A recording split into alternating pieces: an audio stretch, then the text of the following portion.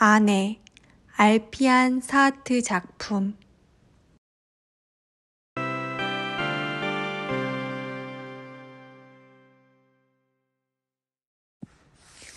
남편이 아이샤의 이름을 입에 올렸을 때 사우다는 심장의 고동이 빨라지는 것을 느꼈다. 어느 쪽 아이샤? 라고 사우다는 물었다. 아이샤가 그렇게 몇 명이나 됐던가? 남편 이드리스가 대답했다. 실은 그랬다. 흔한 이름이라고는 해도 부부가 아는 아이샤는 한 사람밖에 없다. 갑자기 다른 아이샤를 날조하고 싶어졌을 뿐이다. 마치 남편이 말한 그 이름을 곱씹어보거나 표정을 만들 시간을 벌려는 것처럼. 배독에 사는 아이샤가 있잖아. 사우다가 말했다. 피부가 하얗고 중국계 어머니가 있는. 그쪽 아이샤는 모르는데. 그쪽 아이샤. 남편이 보다 중요하게 여기는 이쪽 아이샤에는 자기 사람이라는 뚜렷한 울림이 있다. 이드리스가 앞에 서고 사우다가 뒤에 서서 일몰 후에 마그립 예배를 마친 참이었다. 이드리스의 동작 하나하나를 사우다는 충실히 따라했다. 양손을 귓불에 댔다가 아랫배에서 단정히 모아 무릎에 댄 다음 예배용 매트에 갖다 대고 엎드린다. 물론 그런 움직임은 몸에 밴 지 오래이고 이드리스가 일로 집을 비웠을 때에는 혼자 예배를 드렸다. 부부가 함께 예배하는 것은 예배의 방식을 배운다기보다는 추종을 배우는 일이자 리더와 팔로워 사이의 결정적인 시간차를 환기하는 행위였다. 이따금 싸우다가 남편보다 먼저 경전 한 구절의 독송을 마칠 때가 있다. 그럴 때도 남편이 움직이기를 진득하게 기다렸다. 그러면서 내심 생각하는 것이다. 자다가도 읊을 정도로 아랍어 어휘가 입에 익어 독송 속도가 빨라진 모양이라고. 우리를 바른 길로 인도하소서. 당신 은총을 베푸신 이들, 분노를 사지 않고 길도 잃지 않는 자들의 길로. 지금 부부는 거실에서 말레이어 텔레비전 방송국의 뉴스를 보고 있다. 그것이 두 사람의 매일 저녁 루틴이었다. 저녁 식사, 예배, 그리고 뉴스. 따분한 리포트가 몇 개 이어지고 국회의원이 새로 완공된 버스 인터체인지에서 리본 커팅을 했다는 소식을 캐스터가 읽을 때 이드리스가 불쑥 말했다. 아이샤를 우연히 마주쳤다고. 동료와 부키 판장에 현지 조사를 갔다가 점심을 먹으려고 근처 대형 푸드코트에 들렀는데 무슬림 인도 요리 계산대에서 주문하고 있을 때 옆에 아이샤가 있더란다. 어느 쪽 아이샤인지 알겠어? 그럼 피부가 하얗지 않은 쪽이네. 당신이 말하는 사람이 아닌 쪽. 그렇지만 이쪽 아이샤도 피부가 검지는 않아. 또 한 번 마치 자기 사람인 양 이야기한다. 이번에는 아이샤를 지키고 싶다는 마음까지 담겨 있다. 대체 무엇으로부터 지킨다는 건지.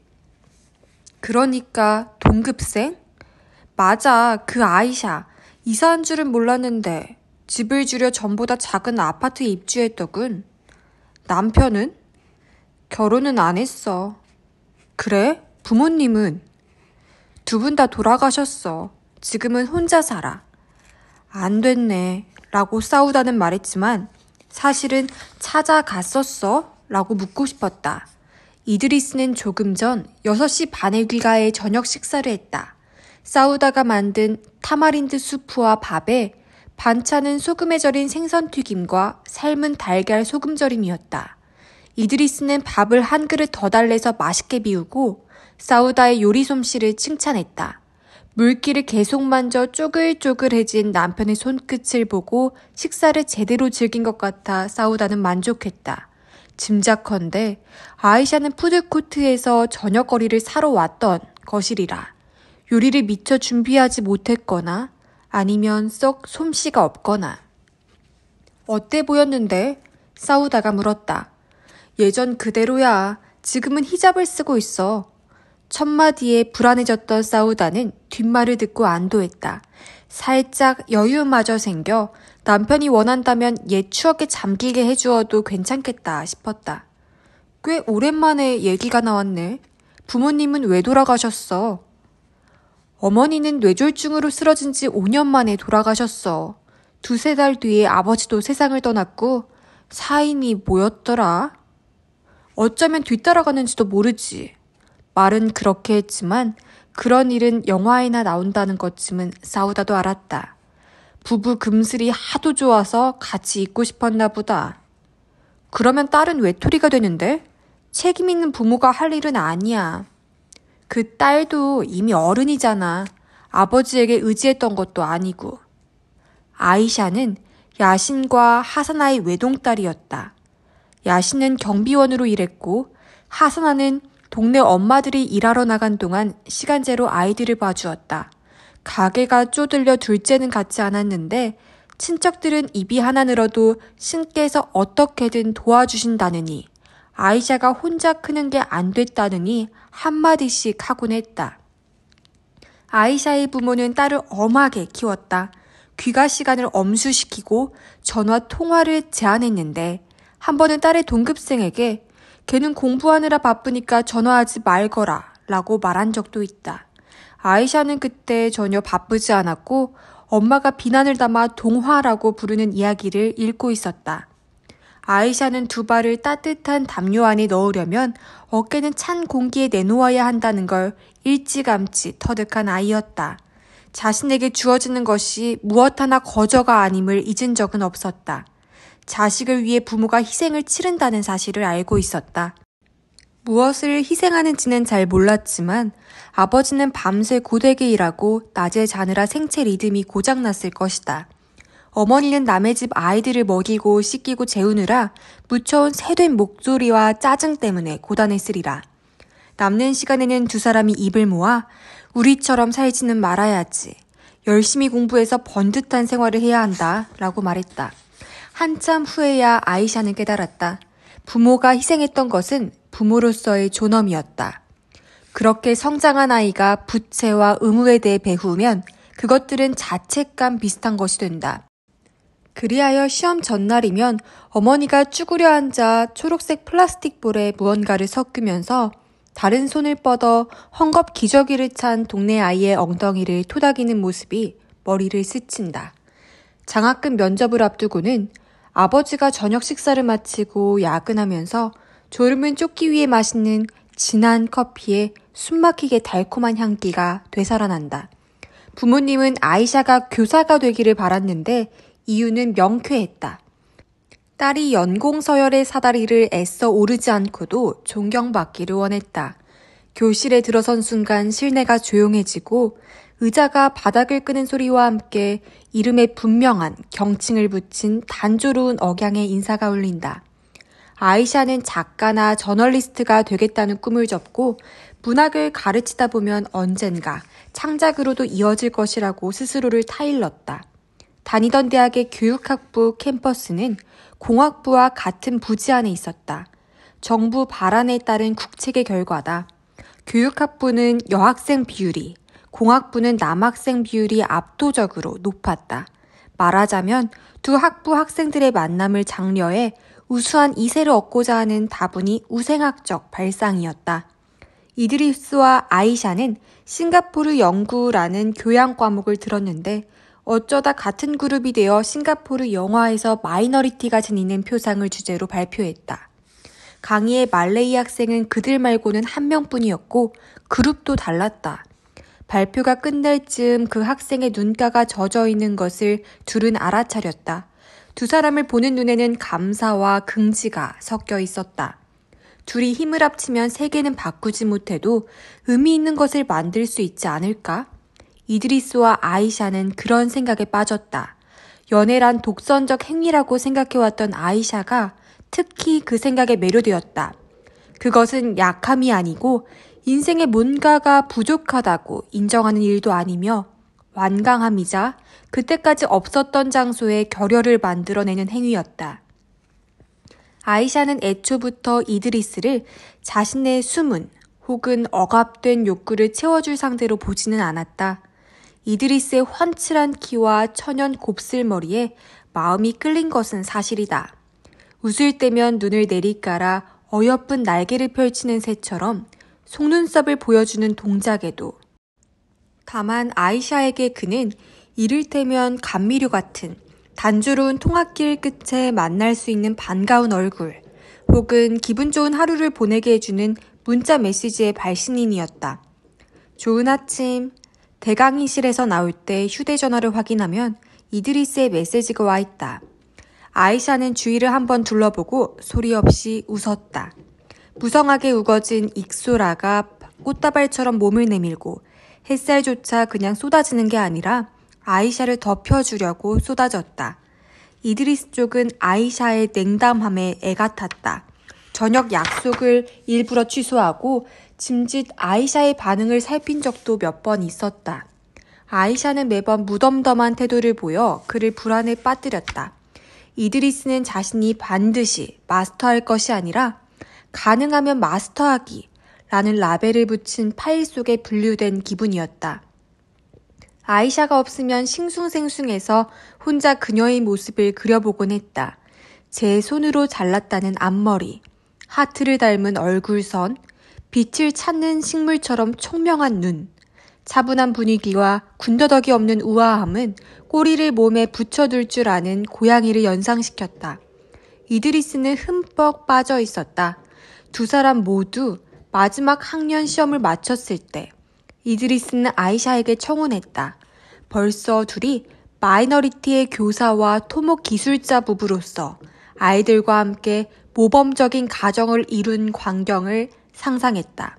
자동차 뒤에 매단 유아차, 앙증맞은 축구화, 핑크색 레이스가 달린 공주 드레스의 이미지가 머릿속에서 갈수록 부풀었다. 우리 부모님이 언제쯤 너희 집에 가면 될까? 이드리스가 물었다. 정말로 오고 싶어 하셔? 물론이지. 너를 마음에 들어 하시고. 아이샤는 몇 번인가 이드리스의 집을 찾은 일이 있었다. 처음에는 그룹 과제를 상의하기 위해, 나중에는 가족들과 저녁을 먹기 위해. 이드리스의 부모님은 부동산 중개업에 종사했고 두 여동생은 대학생이었다. 가족들은 마린 퍼레이드 지구의 분양 맨션에 살았는데 주말마다 이드리스와 여동생들은 10분 거리의 해변 근처에서 자전거를 타곤 했다. 여동생들은 햇볕에 그을렸지만 남의 시선은 아랑곳하지 않았다. 품평에 눈이 닿는 곳은 따로 있었다. 입은 옷의 브랜드, 티나지 않게 염색한 머리, 아는 사람만 가치를 알아보는 자전거. 집에서 가족들은 영어와 말레이어를 섞어 사용했다. 아이샤는 그 둘이 어느 지점에서 어떻게 교체되는지 관찰했다. 나, 너, 우리 같은 대명사나 회화의 대부분은 영어를 사용한다. 그러다가 먹다, 맛있다, 천천히, 예배하다, 자다 같은 어휘에는 말레이어가 불쑥 등장한다. 아이샤가 보건대 그러한 어휘는 그 집에 있는 장식, 요컨대 바틱 쿠션 커버나 전통적인 식물 무늬 테두리가 둘러진 벽거울과 별반 다르지 않았다. 말하자면 자신들이 말레이인이라는 자기 주장이었다. 말레이인이 무엇이냐 하는 정의는 증류와 취사 선택이라는 복잡한 과정을 거친 것이긴 했지만 아이샤가 보기에는 퍼포먼스이자 타인에게 인정받고 싶어서라기보다는 자신들이 인정하는 무언가를 과시하는 행위였다. 그러는 아이샤도 그들을 상대로 연기를 했다. 가정 환경을 이야기할 때는 어려서 장난감을 가지고 노는 대신 책을 읽어야 했다고 해두었다. 온 가족이 휴가를 가는 일은 별로 없었고 주말이면 어머니 손에 이끌려 주롱이스트의 공공도서관에 가곤 했다고. 가난했다고 말했다면 저녁 식사 자리가 어색해졌겠지만 표현을 가다듬어서 부모님을 가난뱅이가 아니라 노력가로 묘사할 수 있었다. 말레이어 신문에서 어려운 환경에서도 우수한 성적을 거둔 학생에 관한 기사를 읽은 적이 있었다. 그런 스토리가 말레이인 사회에 그리고 이드리스의 가족들에게 어떤 매력을 지니는지는 익히 알고 있었다. 하나같이 비슷비슷한 스토리였다. 빽빽한 임대 아파트, 자식 교육에 열심인 노동자 계급 부모, 사진도 판에 박은 듯 똑같다. 전교 1등인 아이가 교복 차림으로 숙제하는 모습을 가족들이 어깨너머로 바라본다. 고생이라 해도 뻔하다면 뻔해서 공부할 시간과 장소를 어떻게 확보했으며 부모님과 선생님은 어떻게 응원하고 이해해 주었는지 하는 후일담이었다. 숨막히는 수치심이나 무력감으로 인한 마음의 고통 같은 그 밖의 고생에 대해서는 한마디도 없었다. 그런 기사에 따라오는 사진은 그저 스톡 사진뿐이었다. 소박하고 사람을 기만하는 사진. 아이샤는 그 스톡 사진을 이드리스 가족과 저녁을 먹는 자리에서 훌륭하게 재현했다. 별 수 없었다. 이 가족에게 받아들여지기 위한 티켓이었던 것이었다. 그렇게 심어둔 첫 인상이 나중에 찾아올 실망의 예방선이 되리라. 아이샤의 집을 방문한 이드리스의 부모가 애써 기분을 띄우는 모습으로 보건대 그 직감은 옳았다. 아이샤의 어머니가 내온 홍차는 너무 달았다.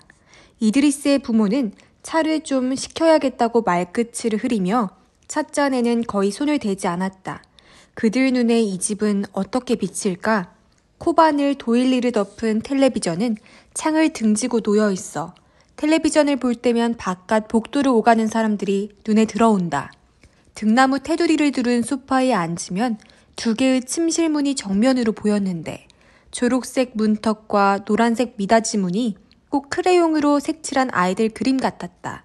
현관과 마주보는 부엌 입구와 유리창으로 가차없이 드러난 건박한 살림살이는 어디 볼 테면 보라고 도발이라도 하는 것 같았다. 이드리스가 어색해하는 눈치여서 혹시 이런 자리를 마련한 것을 후회하고 있을까 하고 생각했다. 도중에 서로 눈이 마주치자 이드리스는 원하는 결과를 얻기 위해 아무튼 상견례를 완수하자는 눈짓을 보내왔다. 아이샤는 안도하고 아버지 야신 쪽으로 얼굴을 돌렸다. 댁이나 저희나 아이들이 이제 막 대학을 졸업했고, 야신은 말했다. 두 사람이 조금 더 시간을 갖도록 하는 편이 좋지 않을까요? 물론 결혼을 재촉할 생각은 없습니다. 이드리스의 아버지가 대답했다. 대신 약혼 기간을 생각해 주시면 어떨까 합니다. 어느 정도를요? 3년쯤이면 어떨까요? 딸애는 이미 취직했습니다. 만일 신이 원하신다면 이 지역 학교에 부임하게 됩니다. 이드리스도 일하고 있습니다. 다시 말해 둘 다 상당히 바빠지죠. 아무리 바빠도 아이 만드는 건 잊어버리지 않아야 할 텐데요. 야신은 웃지 않았다. 무표정한 얼굴로 홍차를 한 모금 마시고 슬로우 모션처럼 느리게 눈을 깜빡였을 뿐이다. 머릿속에서 리허설이라도 한 듯 자연스러운 움직임이었다. 아이샤는 문득 그만하라고 부르짖고 싶었다.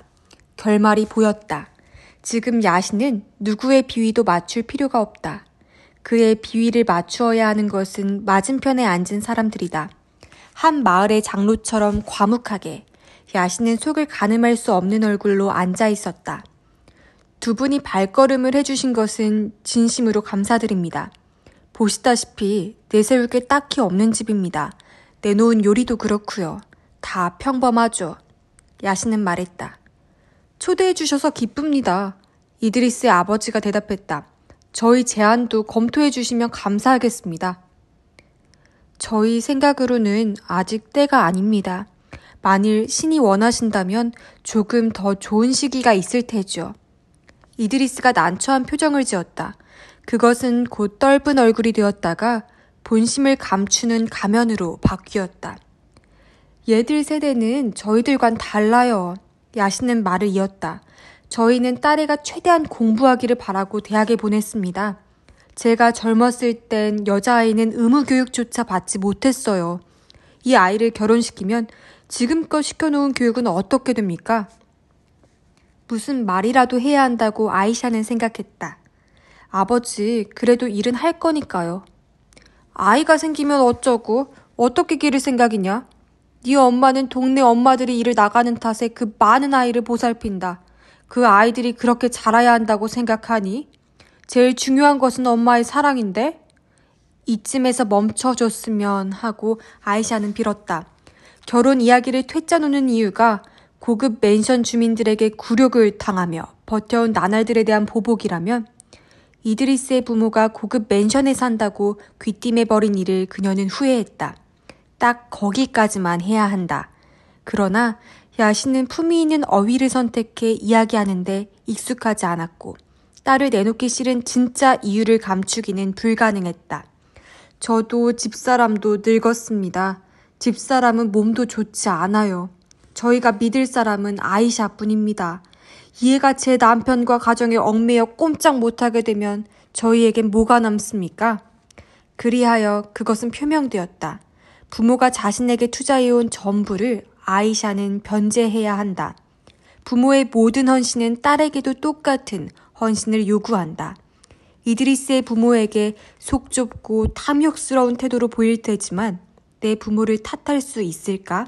아이샤는 부모님이 그저 애처로울 뿐이었고 거실에 있는 사람들도 자신과 같은 마음이면 좋겠다고 생각했다.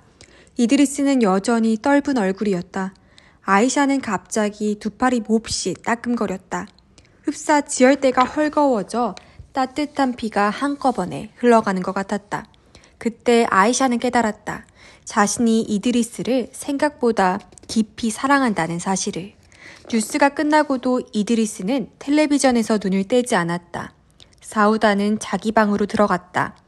부부는 안방에서 같이 잤지만 각자 방이 있었다. 이드리스의 방은 책꽂이와 데스크톱이 있으므로 서재라 불렀다. 사우다의 방은 텔레비전이 또 한 대 있어서 텔레비전 방이었다.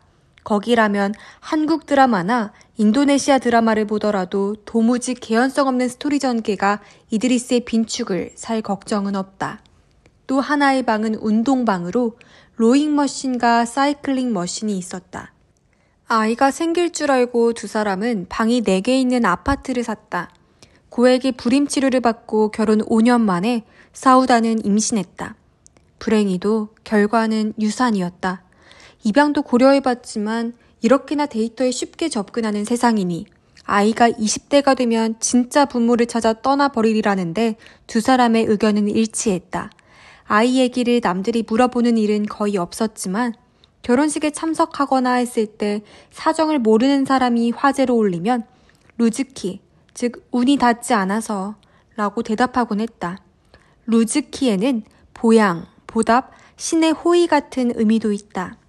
사우다의 아버지는 이드리스의 두 번째 직장의 상사였다. 민간 건설 회사에서 정부의 행정기관으로 이직했을 때 이드리스는 30살이었다. 같은 부서의 무슬림은 둘뿐이라 금요일 점심시간에 예배에 가면서 자연스럽게 친해졌다. 이 젊은이의 섬세한 배려심, 불평하지 않는 성격, 연장자의 체면을 세워주려는 것처럼 보이는 쑥스러운 웃음을 사우다의 아버지는 매우 좋게 보았다. 그는 이드리스가 일을 시작하고 반년쯤 되었을 때 저녁 식사에 초대했다. 딸 사우다를 만나게 해줄 작정이었다. 저녁 식사 후에 사우다의 아버지는 이드리스를 집까지 데려다 주었다. 이드리스에게 왠지 묘한 공상이 싹 텄다. 장거리 이동 중에 흔히 그러듯이 대신 운전하겠다고 해볼까? 그러고는 세대가 다른 남자들끼리 신뢰와 안전과 장래에 대해 주거니 받거니 이야기하는 것이다. 아들놈들은 둘 다 대학에 갔다네. 딸애는 어째 주니어 칼리지에 가려들질 않았어. 진학할 수 있는 성적이었지만. 주니어 칼리지에는 본인이 원하는 것이 없었는지도 모르겠군요. 그럴지도 모르지. 유아교육 자격증은 땄네. 원래 아이들을 좋아했거든. 자네는 어떤가? 무엇을 말씀이신가요? 아이들은 좋아하나? 네, 좋아한다고 생각합니다. 이게 말이야. 내 인생은 둘로 나뉜다네. 아이가 태어나기 전과 후. 아이가 생기면 인생이 한결 의미 있어진다든가 하는 얘기가 아니야.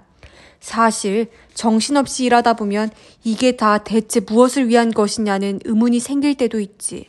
돈을 위해서? 그러니까 뭘 위한 돈? 아이가 있으면 알기가 쉬워지네. 부모도 철이 들어서 제멋대로 살지 않게 돼.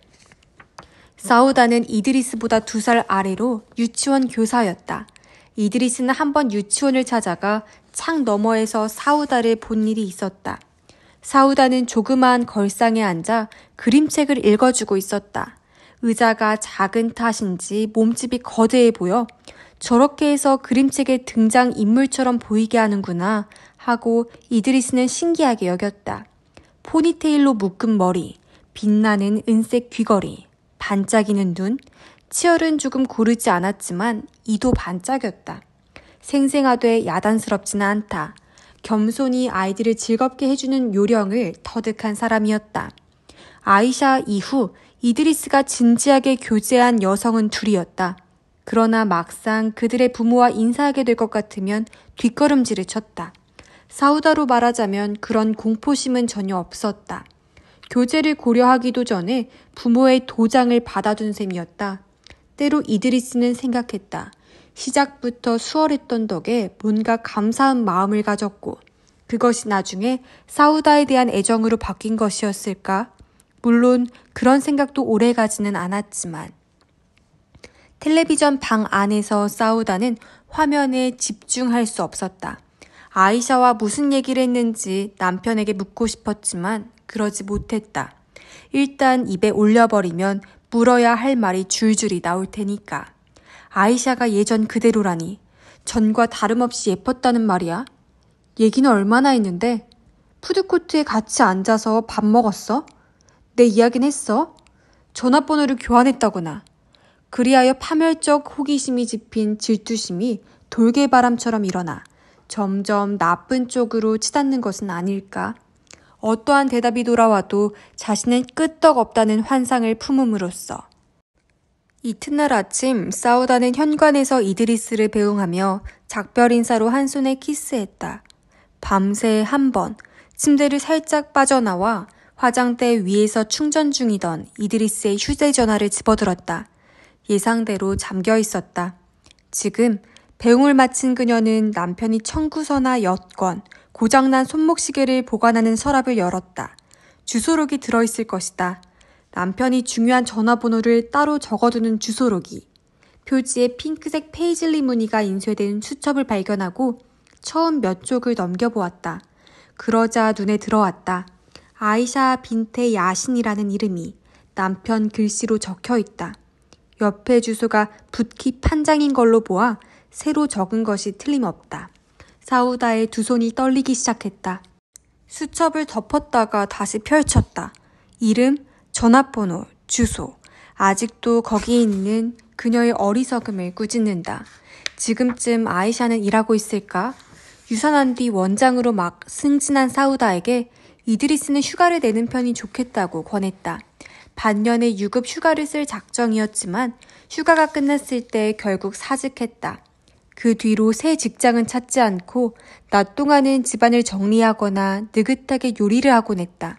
적적할 줄 알았는지 이드리스의 여동생들이 전화를 걸어오는 일도 있었다. 시누이들이 뭘 알까? 시조카가 학교에서 말레이어 과목 때문에 고생한다느니 깜짝 놀랄 만큼 똑똑한 말이나 우스운 소리를 했다느니 하는 얘기를 듣노라면 고독감만 짙어졌다. 아이샤는 교사였다. 점심시간이 불규칙할 것이다. 어쨌거나 정오가 되기를 기다려 그 번호로 전화를 걸어보았다. 일이 끝나는 시간까지 기다렸다가는 이드리스가 돌아올 테니까. 신호음이 3번 울렸을 때 피로한 목소리가 전화를 받았다. 여보세요. 아살라무 알라이쿰. 당신에게 평안 있으라. 아살라무 알라이쿰. 아이샤 씨 되세요? 네, 누구세요? 사우다라고 합니다.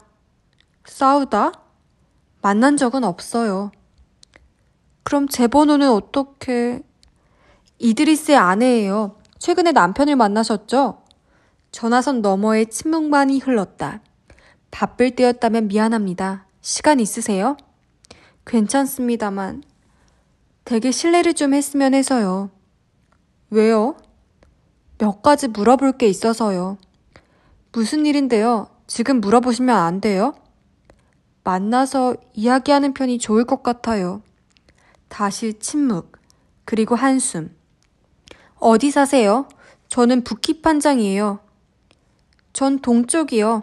제가 그쪽으로 갈게요. 댁에 계신가요? 지금은 학교가 방학이라 괜찮아요. 주소는...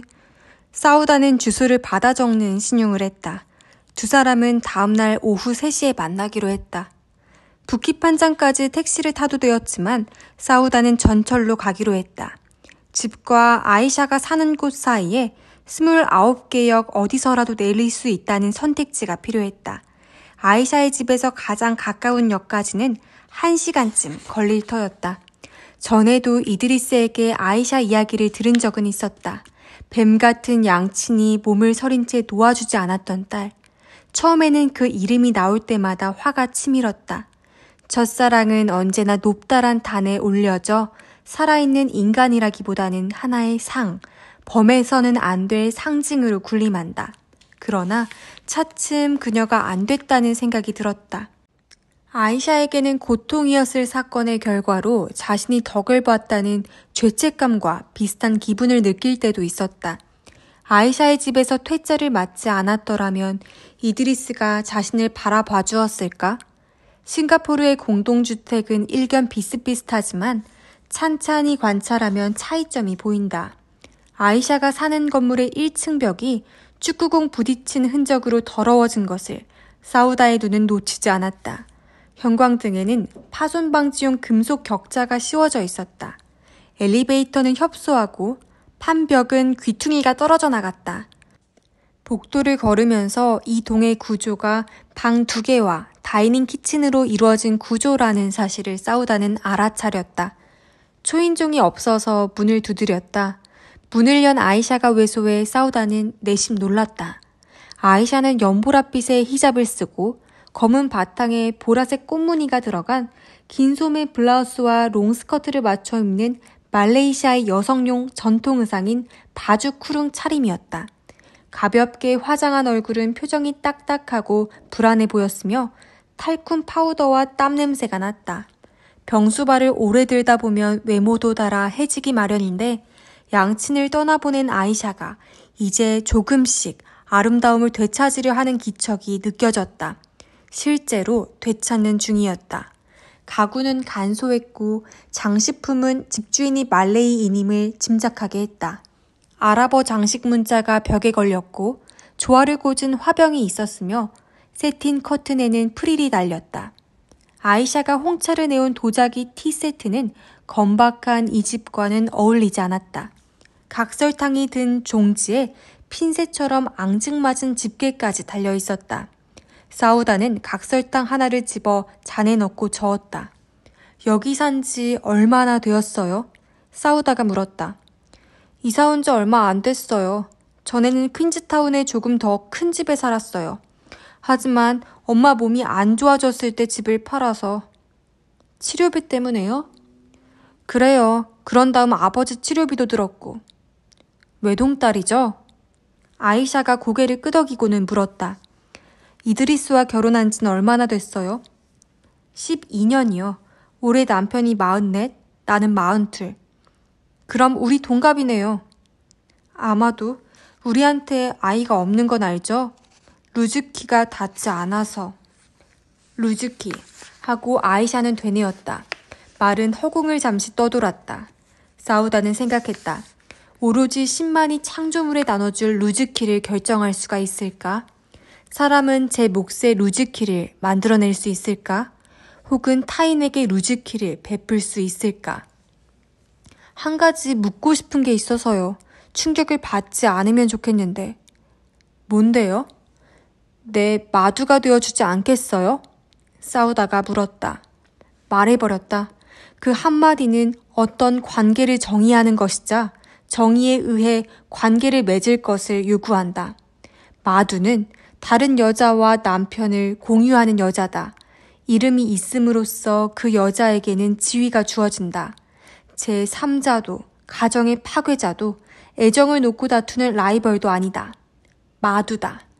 마두를 넣은 문장을 몇 개 만들어 마두가 인생에 어떻게 엮이는지 확인해 보면 된다. 당신 마두는 누구야? 당신 마두는 지금 뭘 하고 있대? 당신의 마두에 대해 어떤 기분이야? 미움도 시샘도 아니다. 그런 낱말은 모로 쓰러지게 놓아두고 아직 해당하는 낱말이 없어 보이는 감정을 위해 길을 비우자. 이드리스가 부탁하던가요? 아이샤가 물었다. 아니요. 남편은 몰라요. 나 혼자 결정하고 여기 왔어요. 그는 어떻게 생각할까요? 나중에 얘기하면 돼요. 우린 언제나 남자들에게 결정권을 주고 따를 뿐이잖아요. 하나쯤은 우리가 결정해도 되지 않겠어요? 글쎄요. 누군가의 두 번째 아내가 되다니 생각해 본 적이 없어서. 신은 우리를 고통에 빠뜨리는 일 같은 건 생각하지 않으세요. 그걸 받아들이지 못하는 사람도 있을지 모르지만 우리한테 뭐가 제일 좋은지 신은 아실 거예요. 왜 이런 일을 하려는 건데요? 1시간 내내 사우다의 머릿속을 맴돌았던 물음이다. 달리는 전철 안에서 사우다는 혼자 묻고 혼자 대답했다. 왜냐하면 우리 집엔 방이 하나 남아서 당신이 와서 살 수 있으니까. 왜냐하면 집에 한 사람 더 있는 편이 덜 외로우니까. 왜냐하면 당신이 아이를 낳지 못하는 건 나도 알고 앞으로도 이야기가 꼬이는 일은 없을 테니까. 왜냐하면 내 배려에 이드리스는 감동하고 나를 더 깊이 사랑해 줄 테니까. 왜냐하면 이로써 우리는 각자의 운명을 바로잡는 셈이니까. 잘 생각해 봐요. 사우다는 말하고서 홍차를 조금 마셨다.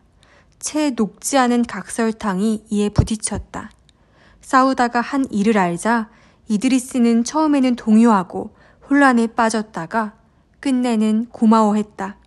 예배를 마치자 아내가 늘 그러듯이 한 손을 잡고 키스하고 싶은 기분에 휩싸였다. 그러나 그럴 수 없다는 것도 알고 있었다. 이드리스가 그렇게 했었던 사람은 어머니와 할머니와 고모들 뿐이었다. 사우다는 그 어느 때보다 빛나는 기분이었다. 남편에게 허락했을 뿐 아니라 선물도 했다는 감각. 부탁받지도 않았고 의논한 적도 없는 선물이지만 그 빛남이 태어남으로써 둘의 인생에서 아픔과 후회는 사라지리라. 이 결단을 가족에게 이해시키는 것이 큰 일이었다. 사우다의 부모님도 오빠도 좋은 낯빛은 하지 않았지만 몇백 명이나 초대하는 결혼식은 없다는 사실을 알고는 결국 안심했다. 이드리스의 가족은 부부가 나란히 과격주의 설교사에게 감화당한 것이라 넘겨짚었다. 최근에는 굳이 설교사를 만나지 않고도 온라인 시청 몇 번으로 쉽게 물들어 버린다면서. 가족과 이야기할 때마다 사우다는 진이 빠졌다. 할렘이나 컬트 집단밖에 떠올리지 못하는 상대를 설득하려 해도 무의미하지 않은가. 가족이 경고와 반대의 목소리를 내면 낼수록 이 상황이 얼마나 명쾌하며 완벽하게 우아한지가 보였다. 두 번째 연인이 첫 번째 아내가 된다. 첫 번째 연인이 두 번째 아내가 된다. 그 대칭성 위에서 언젠가 여성 동지들의 친밀한 얽힘이 숙성되리라. 사우다는 아이샤에게 아파트를 팔라고 말했다. 이드리스가 붓기 판장으로 가 아이샤와 하룻밤을 보내는 것은 이치에 맞지 않는다. 사우다는 텔레비전 방에서 쓸 침대를 사고 운동방에 놓을 침대도 사서 아이샤의 방으로 만들 생각이었다. 첫 번째 아내들 가운데는 두 번째 아내를 다른 집에 살게 하는 경우도 있지만 반드시 아내들끼리 사이가 나빠서만은 아니었다. 자기 순서가 아닌 밤에 따돌려지는 기분이 드는 것을 견디지 못해서였다. 사우다도 실제로 그 장면을 몇 번이고 머릿속에서 그려보았다. 자신의 방 문을 닫고 텔레비전으로 정신을 다른 데 돌린다. 잠이 오지 않으면 언제든 수면 유도제가 손에 들어온다. 유산한 후에 처방받은 적이 있으므로 약효는 익히 안다. 아이샤는 대개 늦은 오후에 찾아왔다. 사우다를 도와 같이 저녁을 준비하고 이드리스가 돌아오면 셋이서 식사를 했다. 사우다는 아이샤가 신부 의상을 고르는 데에 따라가고 운동방에 침대를 넣고 옷을 정리하는 일을 도왔다. 아이샤에게 잘하는 요리를 만들어 달라고 한 적도 있다. 한 번은 부엌에서 감자 껍질을 벗기며 일은 왜 그만두느냐고 아이샤가 물었다. 아이 옆에 있는 걸 견딜 수 없어져서. 사우다가 대답했다. 미안, 상처를 건드리려던 건. 때로 내 인생이 둘로 나뉜 듯한 기분이 들어. 전반은 분명 아이를 낳겠거니 생각했던 나. 후반은 그게 불가능하다는 걸 알게 된 나. 난 아이를 낳고 싶지 않았을 거라 생각해. 혹시 낳을 수 있었다 해도. 아이샤가 말했다. 어째서? 사랑할 수 없는 게 아닐까 생각하면 무서워서. 이상한 얘기라네. 사랑이 없어져 버리는 일이 있다고 생각해? 왜 없어져 버리는데? 사람한테 너무 오랫동안 헌신하면 애정이 남지 않게 돼. 의무감만 남지. 어느 날 사우다는 유치원 교사와 사무직 구인 정보 몇 가지를 아이샤에게 보여주었다. 다시 일하고 싶은 기분이 싹 터 있었다. 그때까지는 아이들의 새된 목소리며 가벼운 몸, 무모할 정도의 실내를 눈앞에서 보면 어떤 기분이 들지 알 수 없어서 두려웠다. 거기에 내 아이는 없다는 생각이 늘 따라다닐 것이었다. 번쩍 안아 집으로 데려와 목욕을 시키고 옷을 입혀 코를 묶고 미친 듯이 냄새를 맡을 내 아이는 없다. 인생의 아이샤를 불러들임으로써 사우다는 소유의 의미를 다시 생각했다. 다른 집 남편들, 다른 집 아이들, 차지하고 끌어안는다. 떠나보낸다. 석 달이 흘렀다. 사우다는 유치원에 취직했다. 아이샤는 아파트를 살 사람을 찾았고 이드리스와 결혼 등록을 했다. 해야 할 일은 이제 하나. 홀리의 밤, 최후의 시련이다. 저녁을 먹고 세 사람은 함께 예배했다. 이드리스가 앞에, 여자들은 뒤에 섰다. 8시에 뉴스를 보았다. 그런 다음 이드리스는 서재로 들어가 책상 앞에 앉았다. 아이샤는 부엌으로 가 조금 전에 씻은 접시를 닦아 정리하고 사우다는 거실에 혼자 남았다. 사우다는 잠깐 더 앉아있다가 텔레비전 방으로 들어갔다. 좋아하는 한국 드라마가 9시부터 시작된다. 그때까지는 멍하니 채널을 이리저리 바꾸었다. 아이샤가 거실을 가로질러 자기 방으로 들어가는 모습이 눈에 들어왔다. 방 밖에서 두 사람이 기다린다. 두 사람을 기다리게 할 힘이 사우다에게는 있다. 9시 5분 전, 사우다가 자기 방 문을 닫았다. 9시쯤 이드리스의 침실문이 달칵 닫히는 소리가 들렸다. 사우다는 갑자기 두레박줄이 끊어진 우물 속으로 곤두박질 치는 것 같았다. 그때까지는 셋이 공동의 치유 행위로 하나가 되어 간단히 설명할 수 없는 심원한 관계를 맺음으로써 인생을 다시 시작할 기회를 베푼다는 이미지에 매달려왔다. 그런데 사우다에게 내밀어진 것은 어떤 기회일까? 자신이 이상적인 아내임을, 희생과 인내를 아는 여자임을 증명할 기회? 누가 뭐라 해도 그녀는 새로운 사람을 가정에 들여 부부의 공간을 나눠 가지고 가족을 완전하게 만들었다. 다만 침실에 있는 그 여자는 아이가 아니다.